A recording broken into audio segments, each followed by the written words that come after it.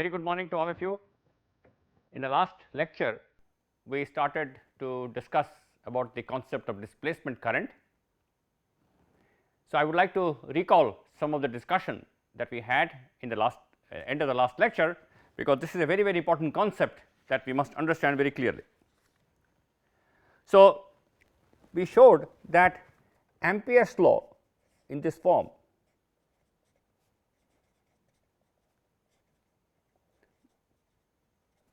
Ampere's law, which we had obtained before and used for calculation of magnetic fields produced by currents.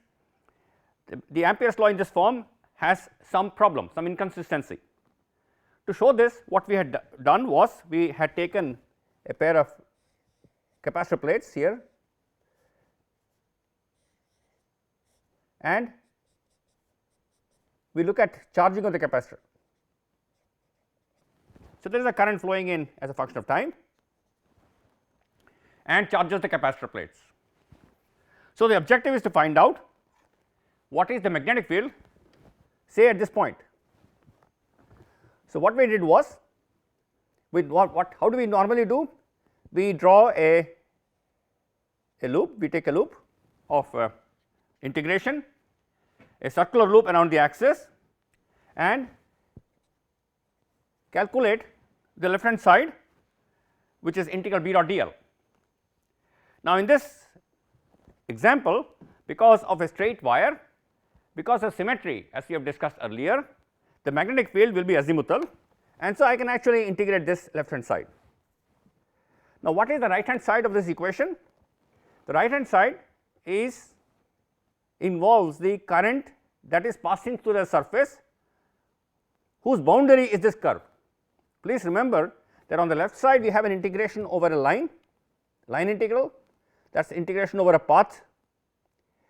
The right hand side has the current crossing the surface, of which this line is the boundary. So, normally what we tend to do is to take the surface to be the plane surface crossing the wire, and so the right hand side simply becomes mu naught times the current that is passing through the surface.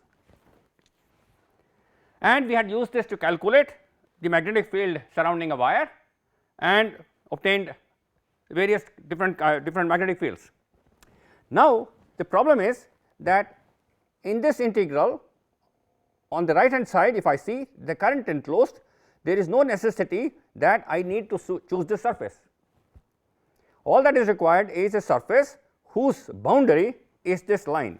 So, I could have chosen, for example, if I draw the same capacitor here, is the plate capacitor plate here coming in here. So, this is my loop which I have taken. I could have chosen another surface. The surface I could have chosen is like this.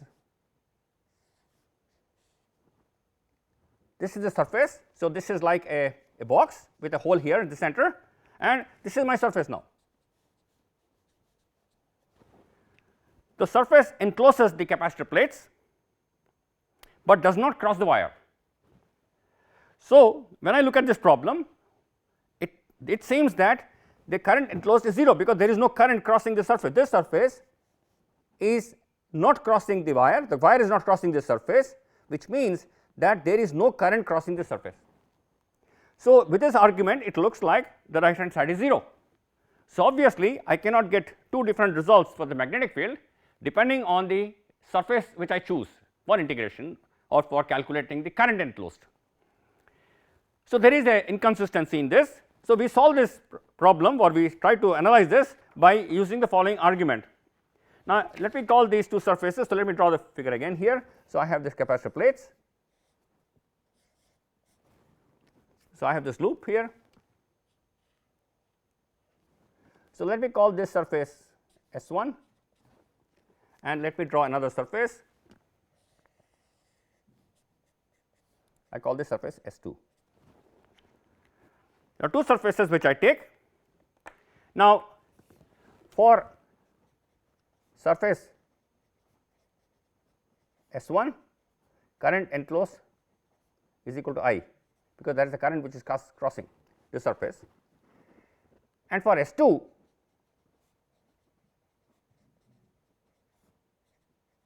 the current enclosed seems to be 0. So, that is the problem here. So, we actually resolve this issue by doing a following calculation.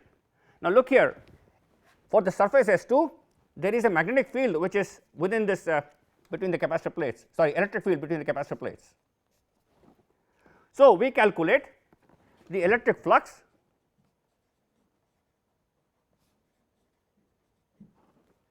through S2.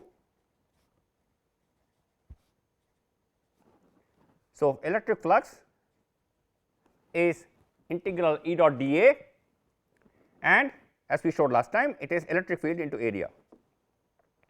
So, if I take a surface like this of this shape, the electric field lines are going like this, and if I neglect edge effects over the capacitor, the electric field is uniform across the surface area of the capacitor plates, and so there is electric field in this area of the capacitor plates and the electric field into area. And I know from an earlier discussion that the electric field is nothing but sigma by epsilon 0, where sigma is the charge density, charge per unit area. So, sigma into A is nothing but q by epsilon 0, where q is the charge on the capacitor plates, sigma is the charge density, charge per unit area multiplied by A, the area of the plates, gives me the total charge contained on the surface of the capacitor plates. So, that is q by epsilon 0. So, now I calculated the current I is equal to dq by dt, which according to this equation is nothing but epsilon 0 d phi e by dt. So, the current that is flowing into this wire into the capacitor plates is exactly equal to epsilon 0 times the rate of change of electric flux through the surface. So, I can actually modify Ampere's law to the following equation. So, if we write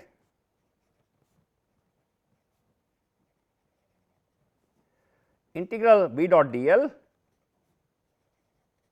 is equal to mu 0 times, now I will call this conduction current, the current that is actually flowing through the wire, I will call it as conduction current. So, this I call as conduction current to differentiate from another current.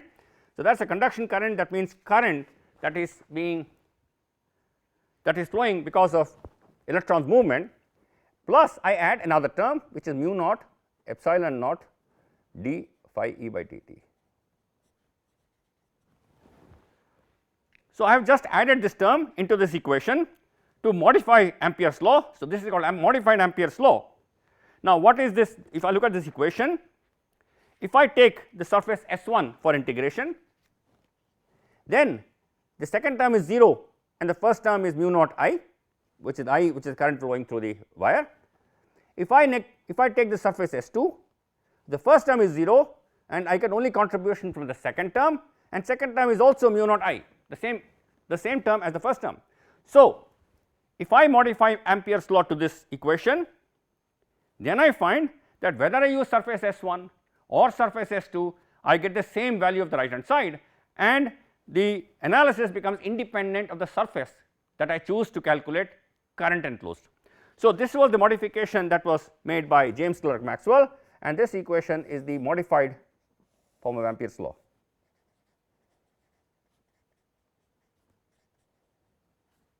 Modified form of Ampere's law. It includes two terms.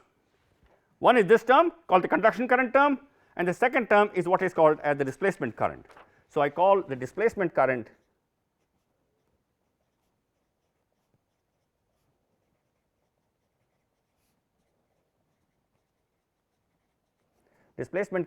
is I d is equal to epsilon 0 d phi e by dt.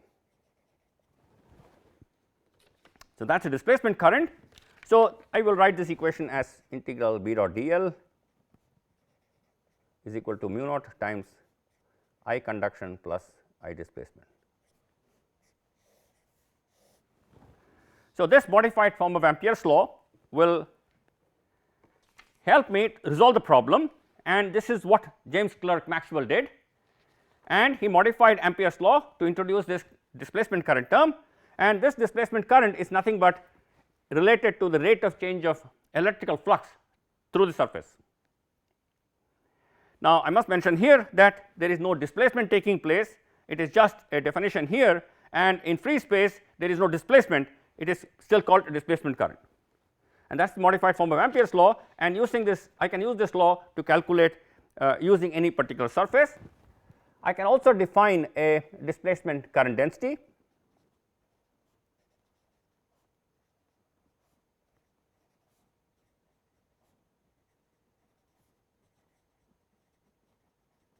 Current density is the current crossing per unit area along a direction perpendicular to the area, and that is, I can define the displacement current density as epsilon 0 d E by dt.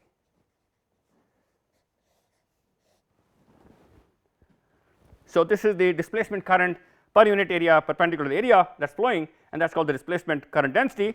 And just like conduction current density, we have a displacement current density which is J d is equal to epsilon 0 d by dt of the electric field at that point. So, the displacement current can vary between point to point, because the displacement current density can vary from point to point, because the electric field itself can be varying from point to point. So, in general the electric field is not uniform, the electric field is non-uniform, and a non-uniform electric field can give you a non-uniform displacement current density. And of course, if I integrate over an entire area, I will get the total displacement current.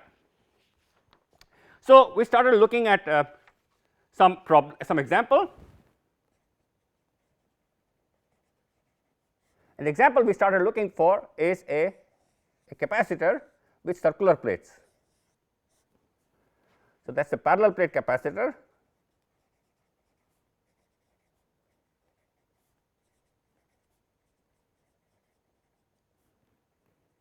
with circular plates.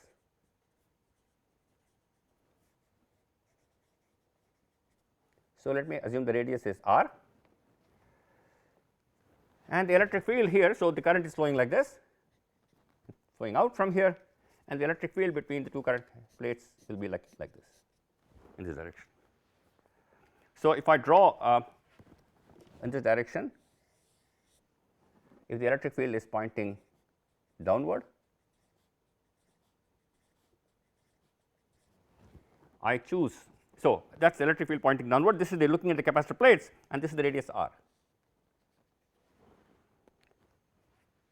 Okay. So, I am looking at the capacitor plate from here. So, the electric field is pointing downward, and so I want to calculate the following problem. The following problem is, because the electric field is changing with time here, I want to calculate what is the magnetic field generated between the plates of the capacitor at this point, for example, at some distance from the axis. This is the axis here, some distance from the axis, and outside.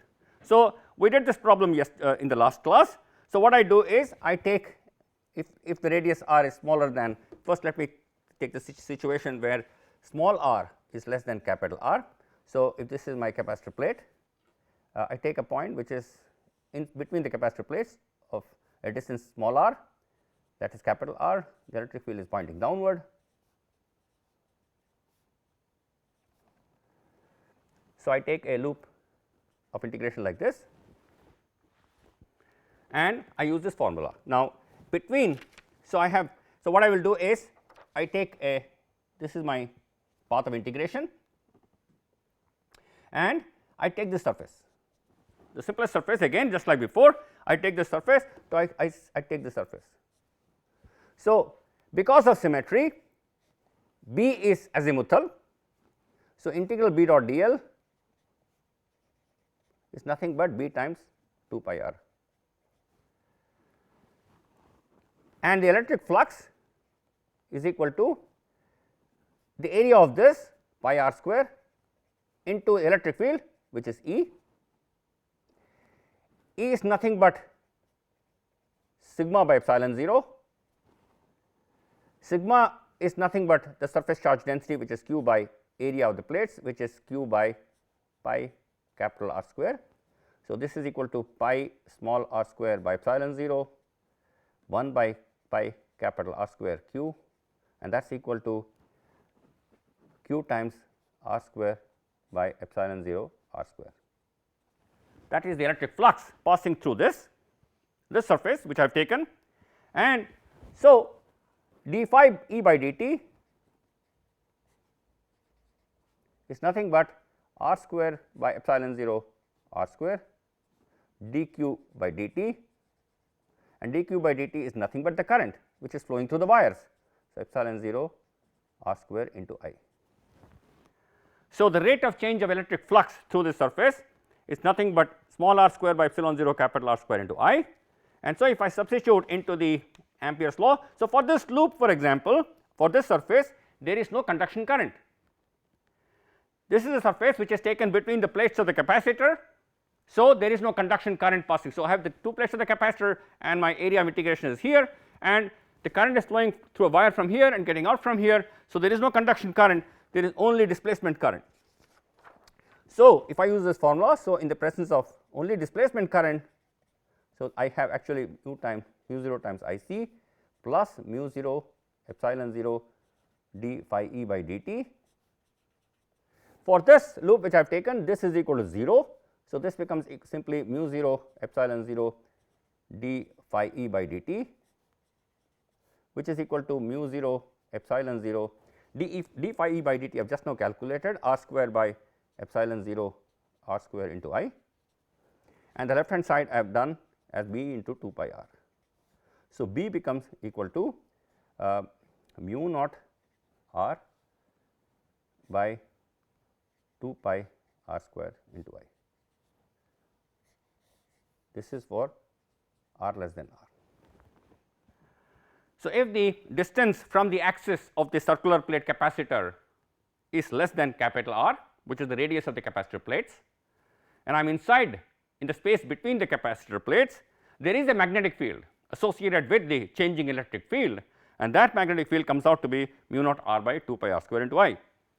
Now, I leave this as a problem to you, that you can show that if you take a conductor of radius capital R, that is the axis, and if you calculate the magnetic field at a distance r from the axis within the conductor, you will get exactly the same expression as this. So, I leave this problem to you to show that this is exactly the same as if there was an actual current, conduction current flowing through a wire of radius capital R, and you are calculating the magnetic field at a distance small r from the axis of that conductor. So, that was the magnetic field inside the capacitor plates, and for r greater than r, which means this is my capacitor plates, electric field is pointing downward here again, and I take a path outside. So, this is my distance r. So, again now phi e is equal to, now please remember the electric flux is only present in the radius capital R. So, pi r square into E, which is equal to pi r square into sigma by epsilon 0, and sigma into pi r square is nothing but q, because pi r square is the area between the plates of the plates times the charge density is the total charge. So, d phi e by dt for this case becomes equal to 1 by epsilon 0 dq by dt, which is nothing but 1 by epsilon 0 times I. So, if I use Ampere's law, I will, so if I use this law, B dot dl is equal to mu 0 I c plus mu 0 epsilon 0 d phi e by dt. This is again 0, there is no conduction current passing through this area, and the second term is the displacement current which I will get, and if I use that, I will get B into 2 pi r is equal to mu naught epsilon naught into q by epsilon d 1 by epsilon 0 d q by dt, which is equal to mu naught into I, because dq by dt is the current that is passing through. So, the magnetic field happens to be mu naught I by 2 pi r. This is for r greater than r. So, if I had this capacitor plate like this here, for points between these within this region, B is given by this value mu naught r by 2 pi r square I. So, the magnetic field on the axis is 0, small r is 0, and as you move away from the axis, the magnetic field increases linearly with the distance until it reaches the distance capital R. Beyond capital R, the magnetic field decreases as 1 by r. So, if I were to plot magnetic field as a function of position between the capacitor plates, this is r, this is b, and suppose this distance is capital R, till here the magnetic field increases linearly and then decreases 1 by r. And please note that the magnetic field is continuous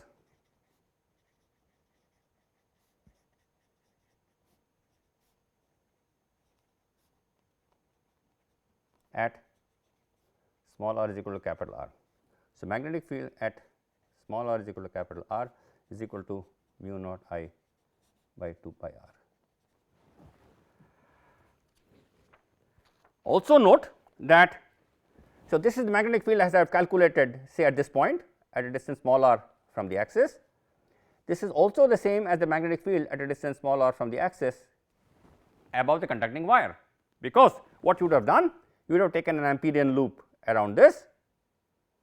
The current that is passing through is purely conduction current, which is I, and you would have got exactly the same result. So, magnetic field, whether you calculate using this conduction current passing through the surface or the displacement current passing through the surface, you get the same value. And so, this is that additional term which has been introduced by Maxwell is a very, very important term, as it makes the Ampere's law consistent with no matter what surface you take to calculate the current enclosed by the surface. So, the current enclosed could consist of either conduction current or displacement current, and so I have to take into account both these currents. Now, I just want to look at this, continue to look at the same problem. So, I had this capacitor plates and I was trying to find out the magnetic field at this point, which is within the area of the capacitor plate. This is the capacitor plate here, and that is my so electric field. So, current is flowing like this here, current is flowing out from here, and the electric field lines are like this. So, I do an integration like this. Now, as I told you, this is the Ampere's law simply tells me B dot dl is equal to mu naught I c plus mu naught epsilon 0 d phi e by dt. Now, I had taken this area for my integration. I had taken this area between the circular area that is lying between the within the loop, but again as before I am not constrained to take that area. I could have taken another area which looks like this. So, I could have taken the surface area to be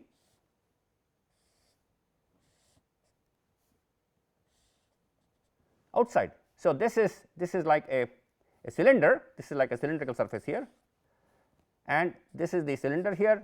So, it is a cylinder with a hole here. So, I could have chosen this surface area rather than the surface area which is flat surface area which contains a circle as its boundary.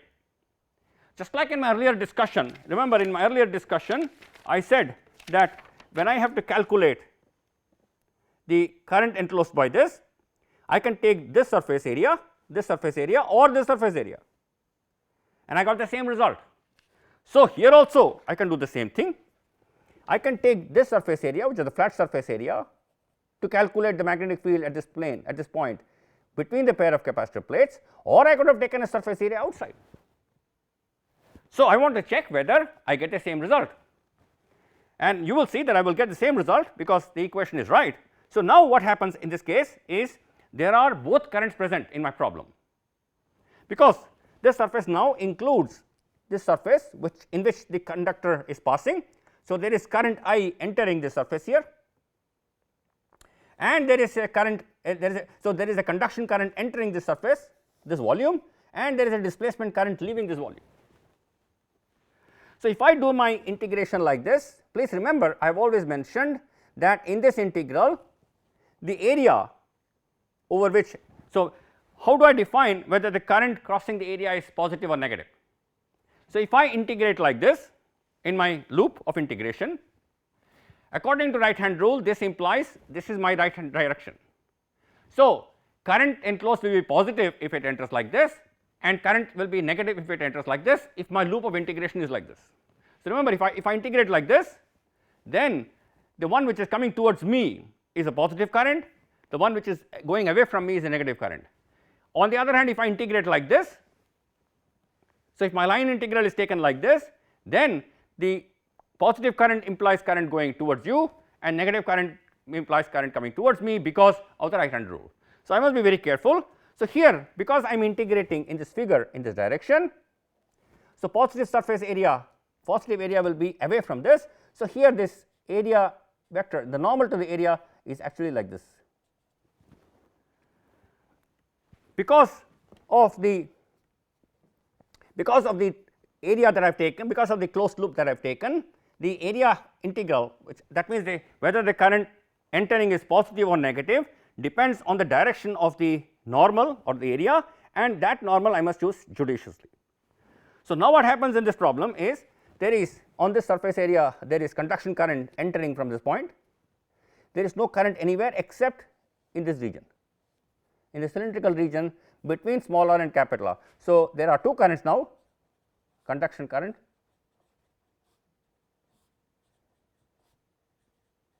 I C is equal to I and displacement current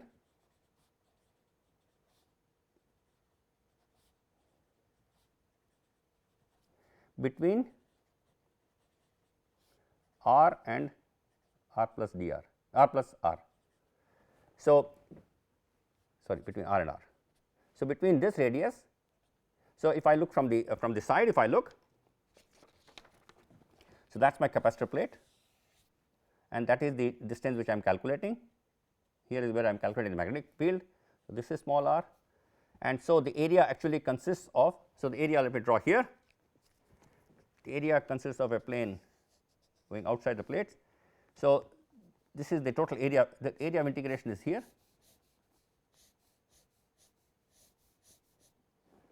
So, as you can see here, that is the loop in which I am integrating. So, if the electric field is pointing downward, so in this case if I plot the, if I am drawing like this, the electric field is pointing towards me in this region only, this is capital R. So, the flux that is actually responsible or the current which is entering is only in this area, because that is my area of integration, that is the area which is this, which is contained in the surface, that because I am integrating over this, and the surface which I have chosen is not the standard surface, which is the flat surface of which this is a boundary. I have taken a surface which is outside, and so there are two kinds of currents in this problem. Now, there is a conduction current entering from here and there is a displacement current that is passing through the surface between the radius small r and capital R. So, I have to consider both currents in this equation, which is B dot dl, again let me write, is equal to mu naught I conduction plus mu naught epsilon naught d by E by dt. I must consider both of them. So, in this for this surface I c is equal to I, and I must calculate the displacement current I d.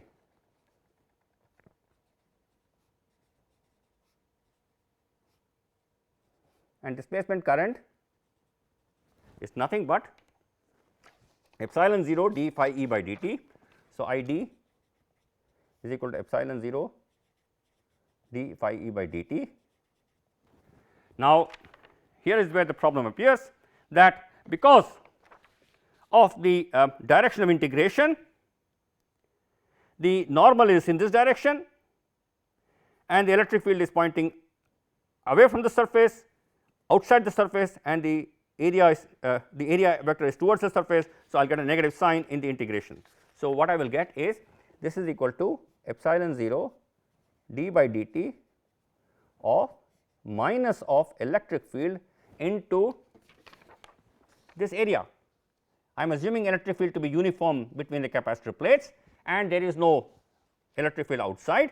So, electric field is uniform and the area is nothing but pi capital R square minus pi small r square. So, this is equal to pi times capital R square minus small r square, which is equal to epsilon 0 d by dt of minus sigma by epsilon 0 pi r square minus r square, which is equal to minus d by dt. Now, sigma is q by a into pi into r square minus r square, which is equal to minus pi by, now area is pi r square into r square minus r square into dq by dt, which is equal to minus I times dq by dt is I, pi cancels off and I get 1 minus r square by r square. So, there is a displacement current of minus I times 1 minus r square by capital R square. There is a displacement current of minus I times 1 minus small r square by capital R square that is crossing this part of the surface. There is no other current in any other surface except from here there is a conduction current entering.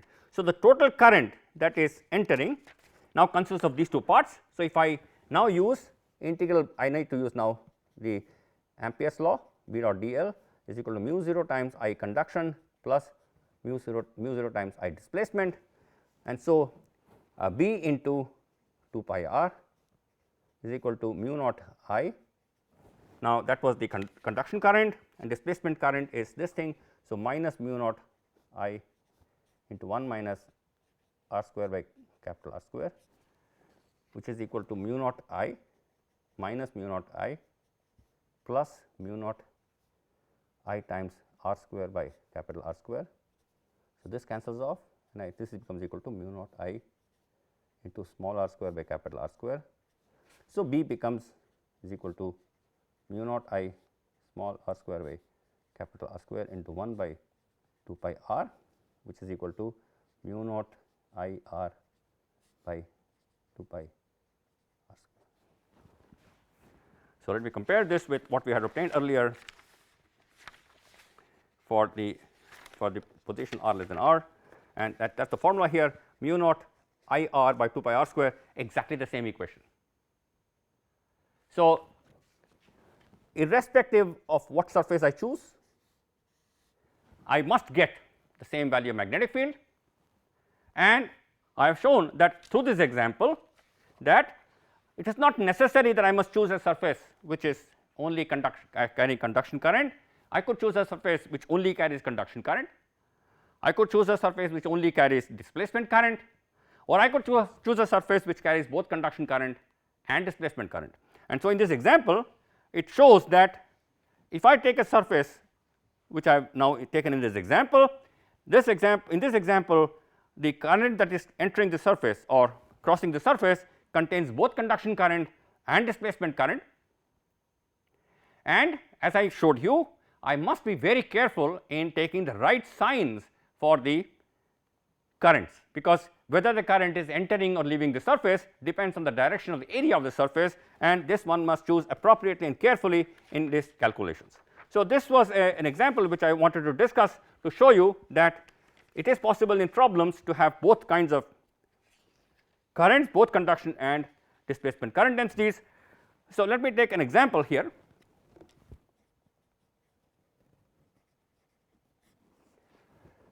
So, let me take a capacitor with R is equal to 1 centimeter carrying a current of 1 amperes. At any given time there is a current of 1 ampere flowing through the capacitor plates to the capacitor. So, for R less than R, let me calculate. So, R is equal to, let me take 0.5 centimeter,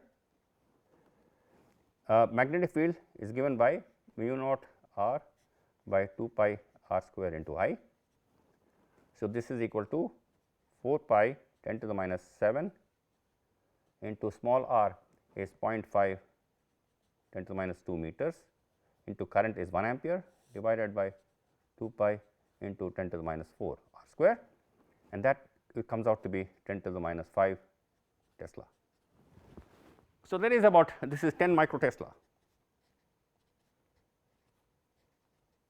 Micro is 10 to the minus 6, that is 10 micro Tesla, that is the magnetic field at a distance of 0.5 centimeters from the axis of the capacitor plates. So, please see that although I am only passing a current and generating an electric field between the capacitor plates, the changing electric field is creating a change in electric flux, and that changing electric flux creates a magnetic field, and that magnetic field happens to be about 10 microtesla here. Now, if I want to calculate for a point outside the capacitor plates, so let me take for example r is equal to 5 centimeters, the magnetic field B is equal to, so that I must use the other formula now, mu naught I by 2 pi r.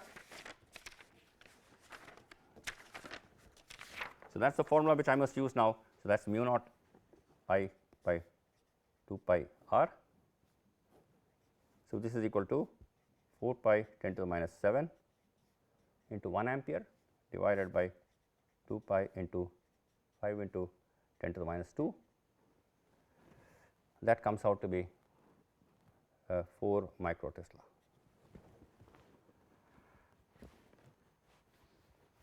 Okay, so that's the magnetic field at a distance of 5 centimeters from the capacitor plates. You can also calculate at a distance of 5 centimeter from the wire that is charging the capacitor, and you will get the same magnetic field outside the wire at a distance of 5 centimeters from the wire. So, this example tells me that I can actually use this to calculate the magnetic field between the capacitor plates. Now, please remember, I could calculate the magnetic field simply because of symmetry. This equation is always valid.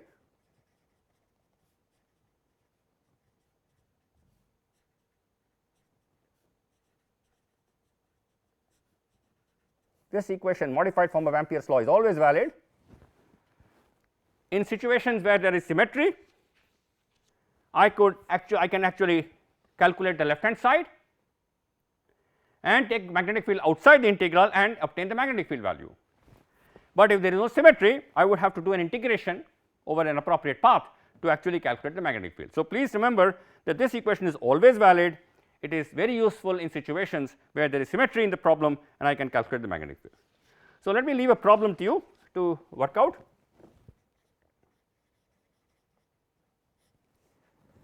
A parallel plate capacitor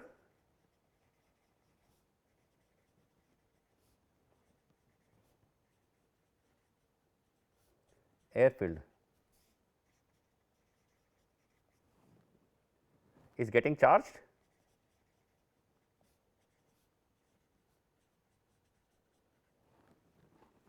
and the current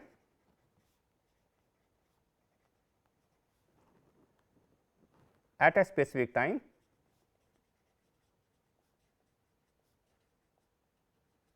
is 0.45 amperes. If radius of the plates r is equal to 5 centimeters, A,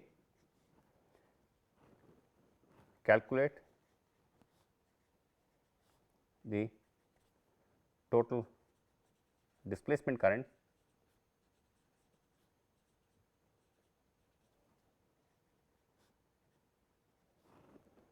between the capacitor plates.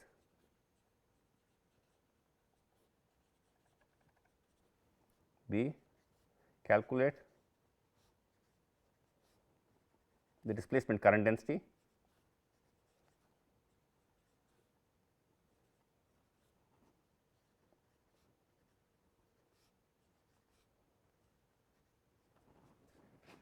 and C, calculate the magnetic field B at r is equal to 2.5 centimeter and r is equal to 10 centimeter. So, please try out this problem. A parallel plate capacitor which is air filled is getting charged, and at any given instant of time the current is about 0.45 amperes and the radius of the capacitor plates is given. So, please calculate the total displacement current passing through the plates, the displacement current density, and calculate the magnetic field at a distance 2.5 centimeters from the axis and at a distance of 10 centimeters from the axis. Now, let us recall, we have now discussed almost all the basic requirements in electromagnetism. Now, before we move on, I just want to recall the Faraday's law of induction and the Ampere's law. So, in Faraday's law we obtain this equation integral E dot dl is equal to minus d phi b by dt. The rate of change of magnetic flux, this is equal to minus d by dt of integral b dot dA. Time rate of change of magnetic flux leads to an electric field. Modified Ampere's law.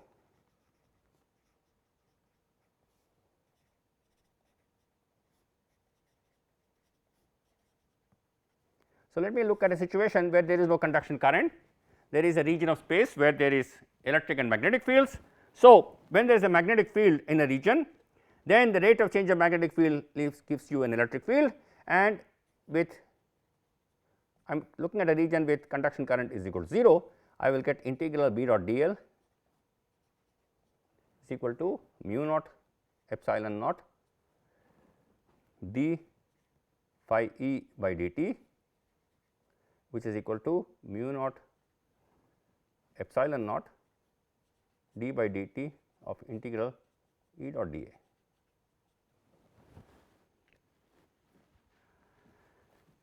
Rate of change of magnetic flux leads to electric field, rate of change of electric flux leads to magnetic field. So, you see Maxwell's addition of this term into this equation has coupled the electric and magnetic fields. If you have a magnetic field and in a region of space which is changing with time, it will lead you to an electric field which may be varying with time, and if the electric field varies with time, then it will lead to a magnetic field. So, this magnetic field couples to the other earlier magnetic field, and we get a set of coupled equations. So, electric field, time varying electric field generating magnetic fields, time varying magnetic field generating electric field, and so the electric and magnetic field get coupled through these two equations. So, the addition of this term was extremely important, and what has happened now is it has become symmetric.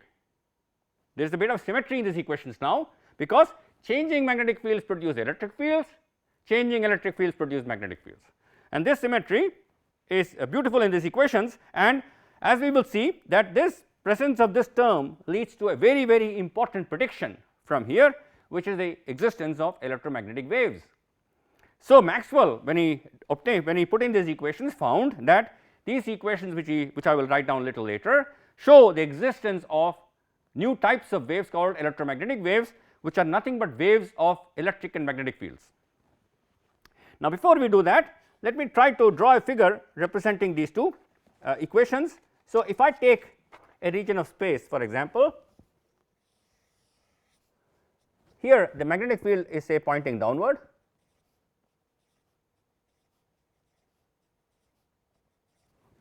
uniform and magnetic field pointing downward. Then if I take a loop like this, suppose the magnetic field is increasing with time. So, the magnetic flux is increasing with time in this direction. So, what will be according to Lenz's law? There is an electric field which is induced, which will be like this. The current, there will be current like this, so that it opposes. So, this is the direction. So, these are the magnetic field lines. This is B field and this is the E field. So, if the magnetic flux is increasing with time, pointing downward and increasing with time, because of the minus sign here, because of the negative sign here, the induced electric field will be in this direction to oppose the change in the magnetic field. If I take a corresponding problem and if I had electric field pointing downward,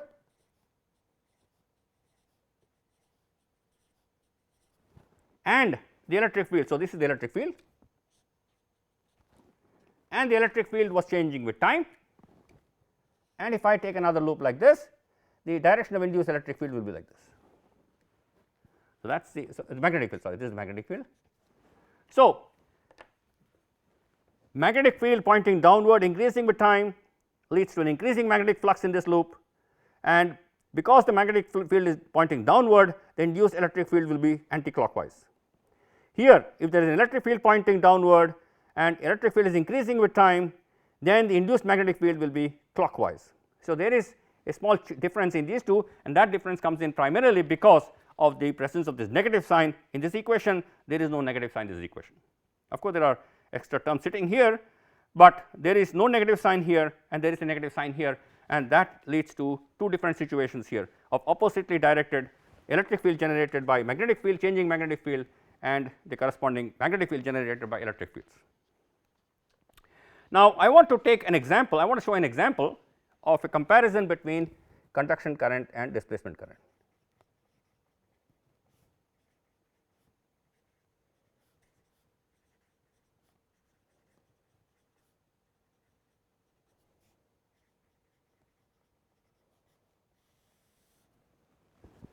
Now, in an earlier class you must have studied about conduction through wires and you have studied about RC circuits and so on. So, we defined, remember at that time we had defined a conduction current density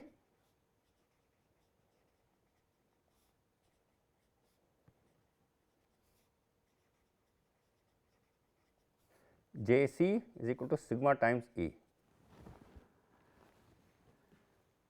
The conduction magnitude of the correct conduction current density is given by sigma E, sigma is called the conductivity.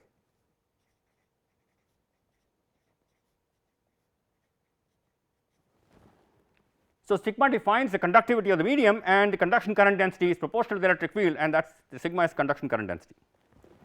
We had obtained in this lecture a displacement current density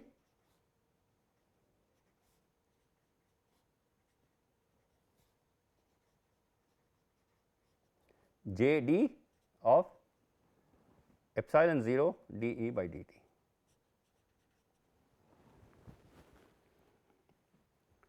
So, that was free space. Now, without going into discussion, I would like to mention here that if there is a medium, then the displacement current density becomes epsilon d E by d t.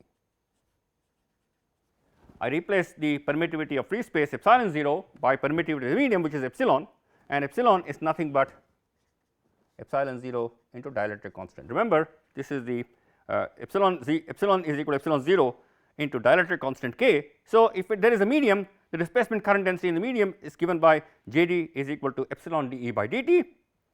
The conduction current density is given by sigma times E. So, I could have media in which there is they are partly conducting, they are not perfect conductors, they are conducting, and they also have a displacement current.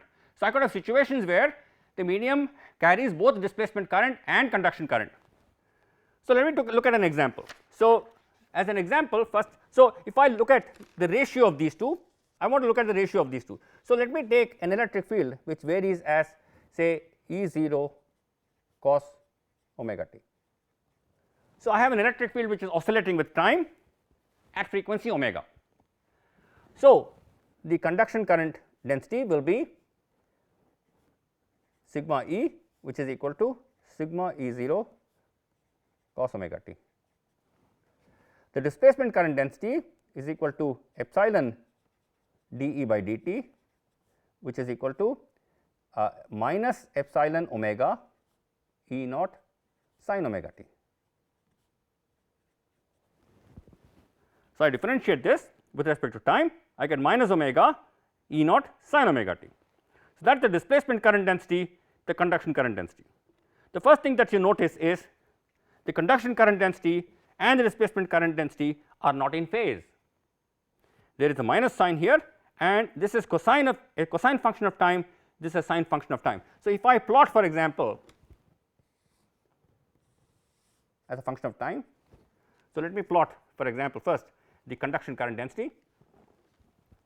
So, the conduction current is cos omega t. So, one cycle if I plot, that is the conduction current. So, displacement current is minus this thing. So, let me, these are the values here. So, what this will be? This will be going like this. This is the displacement current.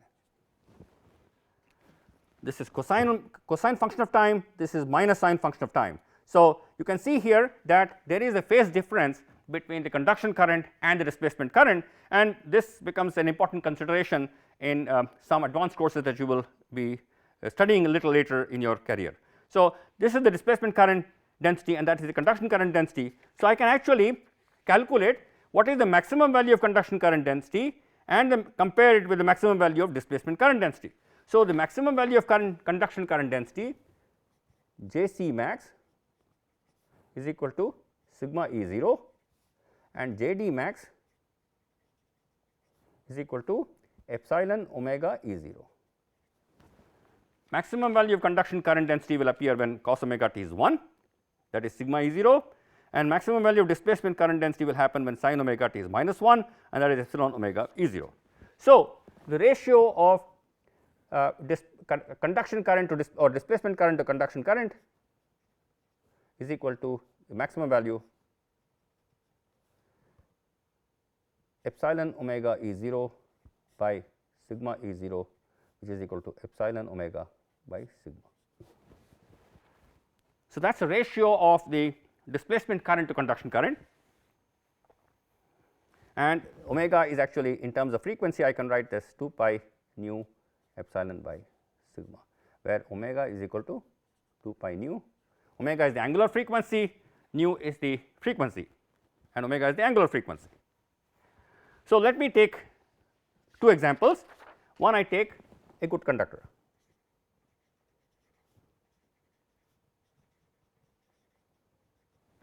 So, in a good conductor, the conductivity is approximately 10 to the power 7 moles per meter. It is a large conductivity. So, that is what is called a conductor, it is a very large value, and if I take a frequency of say 1 gigahertz,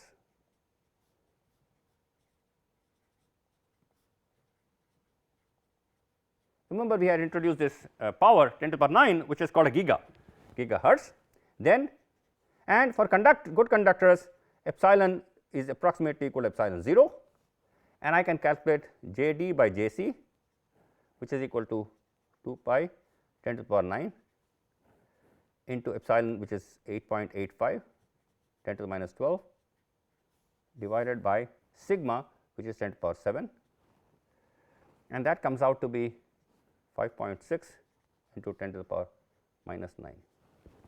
So, you can see here that for a good conductor the majority of current is conduction current, the displacement current is negligible in compared to the conduction current density.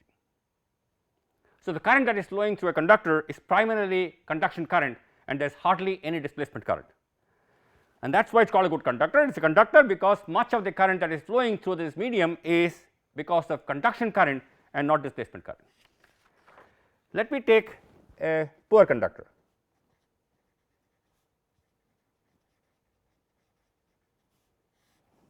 Such as seawater. So, seawater has epsilon is equal to 81 times epsilon 0, and sigma is approximately 4 moles per meter, and so J D by J C is equal to, so this is 2 pi into frequency 10 to the power 9 hertz into epsilon, which is 81 times 8.85 10 to the minus 12 divided by sigma, which is 4, and that is about 1.1. So, at the frequency of, so the frequency which I am taking is 10 to the power 9 hertz. So, at this frequency seawater, when you propagate this frequency of a wave through a seawater, there is almost equal contribution of conduction current and displacement current passing through seawater. Please note that this ratio depends on frequency. So, at higher and higher frequencies this term can start to increase, and at lower and lower frequency this term will start to decrease. So, depending on this ratio of displacement to conduction current, you can have different situations. So, if you have a situation where sigma is much greater than omega epsilon, when sigma is much greater than omega epsilon, then conduction current is much greater than displacement current, then this behaves as a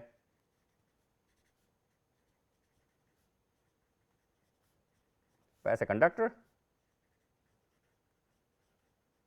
and if sigma is much less than omega epsilon, then this behaves as a dielectric. So, depending on the frequency and the properties of the medium in terms of conductivity and epsilon, a medium could behave as a conductor where the conduction current is much bigger than displacement current, or behave like a dielectric in which the conduction current is negligible compared to displacement current. So, I can have both these limits, and it depends on frequency. So, I leave it to you to look at the same problem. Please calculate this ratio at frequency say 1 megahertz, which is 10 to the power 6 hertz, and say 100 gigahertz, which is much higher frequency. So, you will see the difference in this ratio, because this ratio is approximately 1 around 1 gigahertz. So, as you will see, for lower and higher frequencies, the same medium can behave either as a conductor or as a dielectric. So, this is a very important consideration of these two. So, let me just write down before we close the 4 equations that we have obtained till now, which are Maxwell's equations. Integral E dot dA is equal to charge enclosed by epsilon 0. Integral B dot dA is equal to 0. Integral E dot dL is equal to minus d by dt of integral B dot dA. Integral B dot dL is equal to mu naught I c conduction current plus mu naught epsilon naught d by dt of integral E dot dA. The 4 very important Maxwell's equations. I will stop my lecture here, and what we will do in the next class is to look at these equations, and I will show you that these equations predict the existence of what are called as electromagnetic waves. And that was a very important discovery and a very important contribution of James Clerk Maxwell, when he showed that these equations predict the existence of electromagnetic waves, and light is a form of electromagnetic wave. And so, these are called Maxwell's equations. So, I will stop my lecture here, and we will continue with the discussion in the next lecture. Thank you very much.